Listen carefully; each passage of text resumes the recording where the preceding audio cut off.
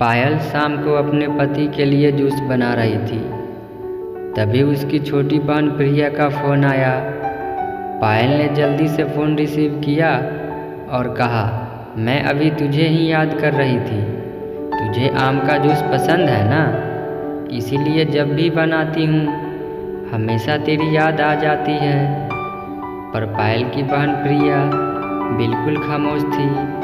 जब पायल ने उसकी खामोशी के कारण पूछा तो प्रिया की सिसकियों की आवाज़ पायल के कानों में साफ सुनाई पड़ रही थी।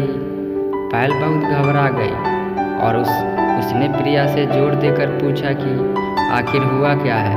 तब प्रिया ने डरते डरते बताना शुरू किया कि अभी मेरे मोबाइल पर किसी अनजान व्यक्ति का फ़ोन आया था और वह मुझे कह रहा था कि वह मुझे जानता है और उसके पास मेरी कुछ फ़ोटो है और अगर मैंने उसकी बातें और शर्तें नहीं मानी तो उन फ़ोटो को इंटरनेट पर डाल देगा।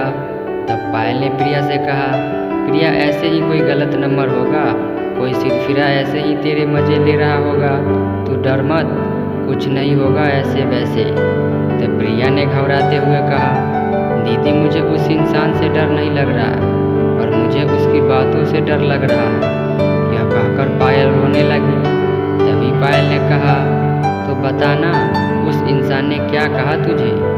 तब प्रिया बोली, उसने मुझे कहा कि अगर वह मेरी फ़ोटो इंटरनेट पर नहीं डाले तो मुझे उसकी सारी मांगें पूरी करनी होगी। उसने कहा है कि आज रात वह मेरे घर पर आएगा। और इतना कहते ही प्रिया ज़ोर ज़ोर से रोने लगी और रोते रोते बोली, दीदी मुझे उसकी बातें सुनकर घिन आ रही है। ऐसा लग रहा है जैसे उसने मेरे साथ कुछ गलत कर दिया हो। अगर अभी वह मेरे सामने आ जाए तो मैं उसे इसी वक्त जान से मार दूंगी। इतना कहकर प्रिया चीखने लगी। तभी पायल ने प्रिया से कहा, अरे प्रिया तू संभाल अपने आप को और मुझे उस घिनौने इंसान के नंबर भेज, मैं उसे अभी मज़ा चिखाती हूँ। यह कहकर पायल ने फ़ोन काट दिया। प्रिया ने उस बदमाश के नंबर और उसके बीच हुई बात की रिकॉर्डिंग पायल को भेजी। जब पायल ने वह रिकॉर्डिंग अपने पति को सुनाई तो दोनों के होश उड़ गए। पायल और प्रिया दो बहनें हैं।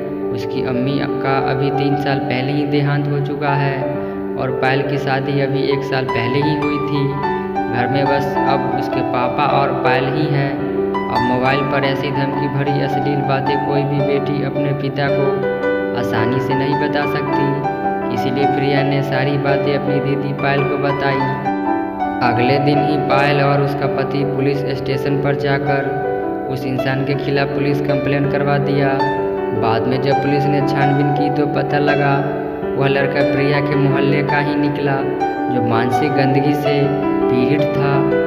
उसकी सोच और उसके विचार हर एक लड़की के प्रति घिनौनी नज़र रखते थे।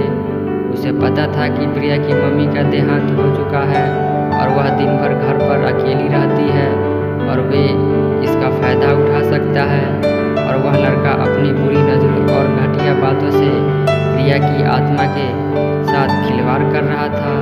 पर बाद में जब उसे पुलिस ने पकड़ लिया तो उसे जेल की सलाखों के पीछे जाना पड़ा।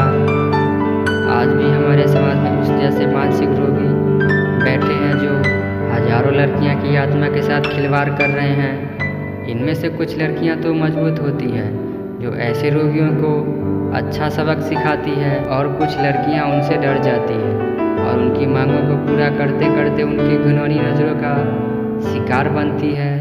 पर आज समय आ गया है कि ऐसे मानसिक रोगियों को हम लड़कियां ही सबक सिखा सकती हैं। इसलिए लड़कियों को उनसे डरने की बजाय उनका डटकर सामना करना चाहिए। दोस्तों वीडियो कैसा लगा आप लोग कमेंट में ज़रूर बताइएगा और इस वीडियो को लाइक कमेंट और शेयर ज़रूर कीजिएगा।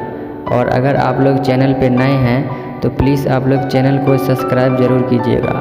धन्यवाद।